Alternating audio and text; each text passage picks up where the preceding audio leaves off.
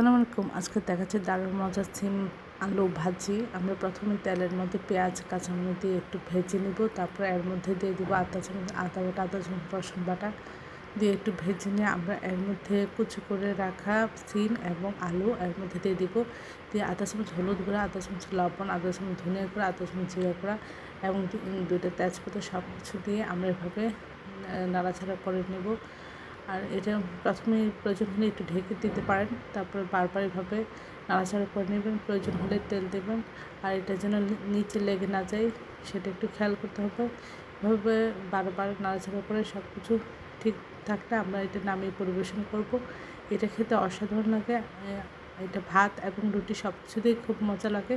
আশা করি এই রেসিপিটা একবার হলে আপনারা বাসায় ট্রাই করবেন।